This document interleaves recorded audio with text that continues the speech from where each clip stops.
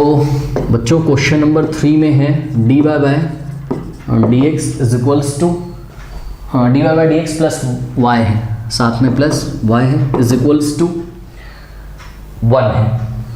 Okay, और where इन्होंने हमको बोला है क्या कि y is not equals to 1। ठीक है, क्योंकि अगर y 1 हो जाएगा ना तो इस 1 को उधर भेज दोगे तो 1 माइनस 1 0 हो जाएगा और डेरिवेटिव क्या आ जाएगा 0।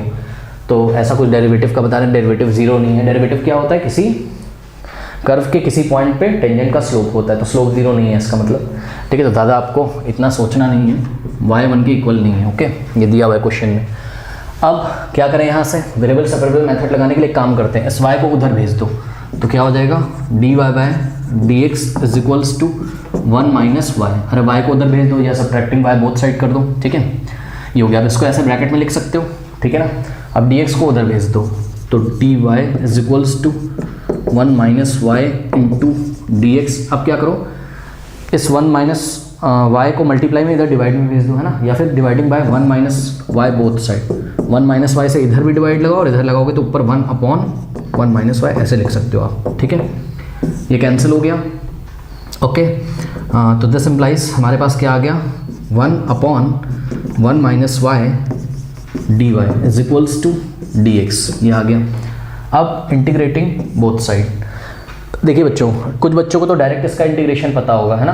1 अपॉन समथिंग होता है तो आंसर क्या आता है log of mod of something, यानी कि इसका आंसर आएगा log of mod of 1 minus y, और वाई के कोफिशिएंट से क्या करेंगे डिवाइड लगा देंगे। वाई का कोफिशिएंट -1 है, -1 से डिवाइड लगा देंगे। अब जिन बच्चों को नहीं आया वो देखें, मैं यहाँ से अलग करके दिखा दे रहा हूँ। 1 माइनस वाई डी वाई, इसका इंटीग्रेशन करना है आपको, तो क्या करोगे लेट करोगे आप। लेट क्या करोगे 1 माइनस वाई को अगर आप टी लेट करो और बोथ साइड डिफरेंशिएट कर दो, 1 का डिफरेंशिएशन तो 0 हो जाएगा और माइनस ऐसे ही रहेगा, और y का differentiation dy is equals to dt। Okay, ये माइनस को उधर भी भेज सकते हो आप, या बोथ साइड -1 से मल्टीप्लाई कर दोगे तो माइनस उधर चला गया और dy पॉजिटिव हो जाएगा, तो dy is equals to minus dt आ गया आपके पास। तो इस तरीके से ये जो आपका इंटीग्रेशन वाला क्वेश्चन है, मतलब जो भी फंक्शन है इसको इंटीग्रेट करना है, या ये पूरा इंटीग्रेशन आपका क्या बन जाएगा, integration of 1 upon 1 minus y की जगह क्या हो जाएगा t हो जाएगा। ठीक है, और dy की जगह आप क्या रख सकते हो माइनस dt, तो dy की जगह आपने देखिए माइनस तो मैंने बाहर लिखा और यहाँ पे लिखा मैंने dt। ठीक है, तो ये आ गया माइनस, और integration of 1 upon t with respect to t, 1 upon something होता है तो उसका आंसर क्या आता है लॉग में आता है, यानी कि log of mod of T. तो लॉग ऑफ टी भी मैं इसको लिख सकता हूँ, ऐसा मैंने इसको लिख दिया, और एक इंटीग्रेटिंग कॉन्स्टेंट सी आएगा, उसको लिखने की जरूरत नहीं है, वो हम बाद में देख लेंगे। तो यहाँ से आएगा माइनस ऑफ लॉग ऑफ, और टी की जगह कितना आएगा, टी की जगह आएगा 1 माइनस वाई, टी की जगह क्या आएगा 1 माइनस वाई। तो ये इसका आंसर आ गया। बट स्टूडेंट आप डायरेक्ट भी कर सकते हो, मैं आपको बता दूं, कुछ नहीं करना है। 1 अपॉन समथिंग होता है तो उसका इंटीग्रेशन आप करोगे 1 अपॉन समथिंग, और y लीनियर होना चाहिए, लीनियर का मतलब y की पावर 1 होना चाहिए, तो उसका इंटीग्रेशन आता है लॉग ऑफ। मॉड लगाने की जरूरत नहीं है, क्योंकि यहाँ पर अगर आप ध्यान से देखो तो इन्होंने हमको बोला है y, अच्छा y 1 के इक्वल नहीं होना चाहिए। ठीक है, चलो कोई बात नहीं, तो हम मान के चल रहे हैं कि ये क्वांटिटी पॉजिटिव होगी, हमको पता है लॉग पॉजिटिव क्वांटिटीज का ही लिया जाता है। ओके, तो लॉग ऑफ 1 माइनस वाई, ठीक है, ये हो गया। और क्या करना है, y के कोफिशिएंट से डिवाइड लगाना। y का कोफिशिएंट कितना है -1, अरे y का आगे -1 है ना यार, ये देखो ना y के आगे कुछ नहीं लिखा है तो माइनस का साइन है, मतलब -1 है, तो -1 से अगर आप डिवाइड लगाओगे तो -1 से माइनस कहाँ आ जाएगा ऊपर, तो ये हो गया इज इक्वल्स टू, यहाँ पर क्या हो गया आपके पास dx का इंटीग्रेशन क्या होता है x होता है, और साथ में एक इंटीग्रेटिंग कॉन्स्टेंट c आएगा। ओके, तो इस तरीके का कुछ आपका आंसर आ रहा है, और अगर आप चाहें तो इसको थोड़ा सा रीअरेंज कर सकते हैं, और रीअरेंज करके हम इसका आंसर दे सकते हैं। ओके, तो चलिए देखते हैं इसको कैसे रीअरेंज करते हैं हम। देखिए वैसे तो ये आंसर ठीक है, पर समझिए जो जैसे कि हमने क्लास में पहले भी डिस्कस किया हुआ है, ठीक है, ये आंसर बिल्कुल ठीक है, इसमें कोई कमी नहीं है। ठीक है, बट जैसा कि मैंने पहले भी आपसे डिस्कस किया हुआ है क्लास में, क्या कल की क्लास में हमने डिस्कस किया था कि जब लॉग वाले क्वेश्चंस आते हैं, ठीक है, वैसे तो ये आंसर बिल्कुल ठीक है, कोई टेंशन नहीं है, कोई इसमें मार्क्स नहीं काटेगा आपके। ठीक है, this is your final solution.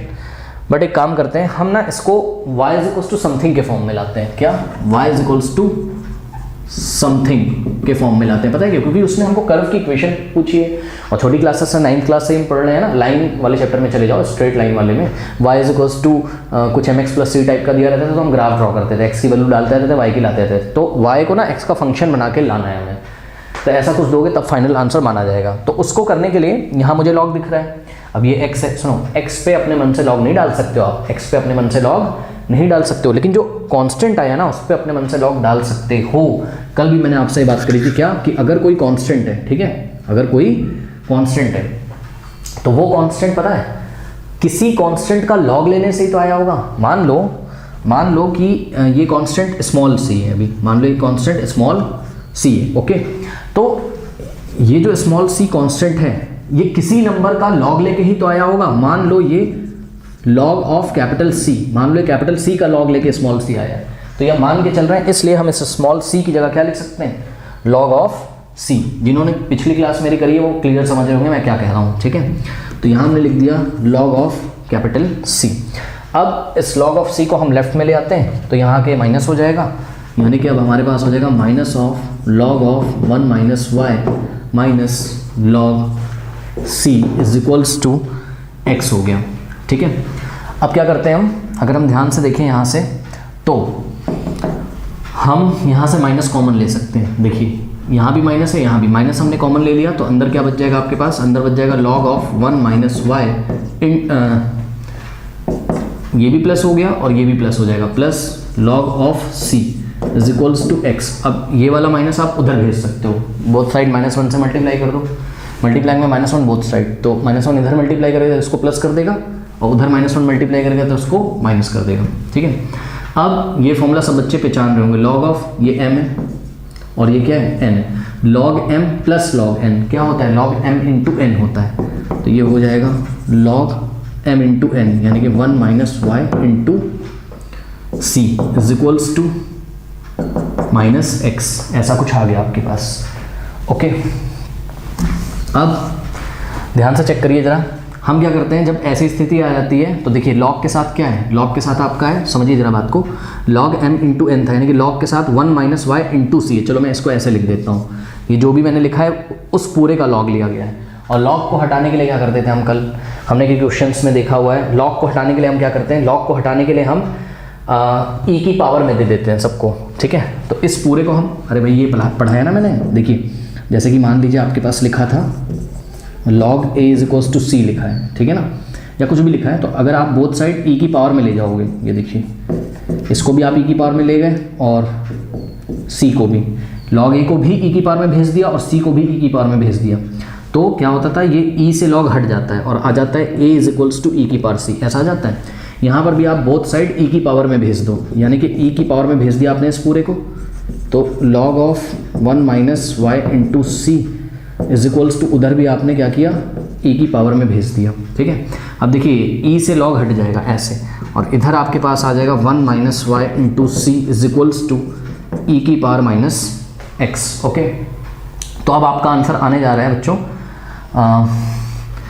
और हाँ ठीक है, अब आपका आंसर आएगा, ठीक है, कोई दिक्कत नहीं है। देखते हैं, अब आपको y की वैल्यू निकालनी थी, तो y की वैल्यू कब निकलेगी, जब इस c को उधर भेज दोगे, तो dividing by c both side, इधर भी c से डिवाइड लगाया, इधर भी, ये c से c कट जाएगा, तो आ जाएगा 1 minus y is equals to, इसको हम लिख सकते हैं 1 अपॉन सी ई की पावर माइनस एक्स, ऐसा कुछ, ओके। तो ये आ गया। अब यहाँ से अगर हमको y निकालना है, अच्छा एक काम और कर सकते हैं, पता है, 1 अपॉन सी एक नया कांस्टेंट होगा भाई, अगर c आर्बिट्री कांस्टेंट है या c कोई कांस्टेंट है, तो 1 अपॉन सी भी क्या होगा, एक तरीके का कांस्टेंट होगा। तो लेट, इधर करता हूँ मैं,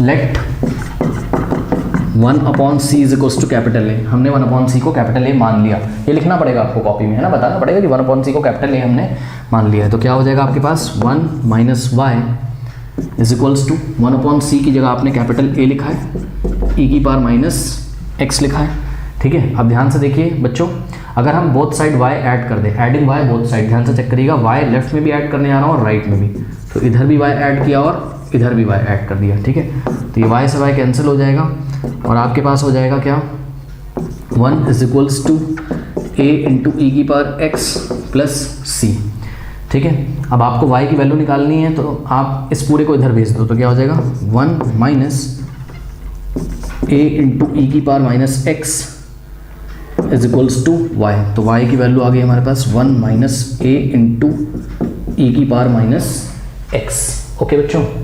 तो ये आ गया हमारे पास, बिल्कुल ठीक है, ये आंसर हमारा बिल्कुल ठीक है। बच्चे बोलेंगे कि एनसीईआरटी में आ रहा है y is equals to 1 plus a into e की पावर माइनस एक्स, है ना, ऐसा ही आ रहा है ना एनसीईआरटी में। हाँ, अब बच्चे बोलेंगे कि ऐसा आ रहा है एनसीईआरटी में। अरे भाई एक बात बताओ, सुनो, एनसीईआरटी में क्या किया उन्होंने, मैंने 1/c को a माना है, ठीक है ना, और उन्होंने, ध्यान से सुनिएगा मेरी बात, उन्होंने क्या किया, -1/c को a माना है, -1/c को उन्होंने a माना है, यानी कि ध्यान से चेक करिए, माइनस से अगर मैं बोथ साइड मल्टीप्लाई कर दूँ तो 1/c की वैल्यू क्या आ जाएगी, -a आ जाएगी, ठीक है ना। तो इस तरीके से, या अगर मैं भी -1/c को a मानता तो a की जगह आप -1/c रख के देखो, ठीक है, तो आपको आंसर ये कैसा मिलेगा, प्लस में। तो दोनों का मानने में अंतर है, ठीक है ना, इसलिए मेरा आंसर ऐसे आया हुआ है, ठीक है स्टूडेंट्स। अगर फिर भी कोई डाउट हो तो आप कमेंट करिएगा, मैं इसको समझाने की कोशिश करूँगा, ऐसा कुछ खास इसमें है नहीं, ठीक है। तो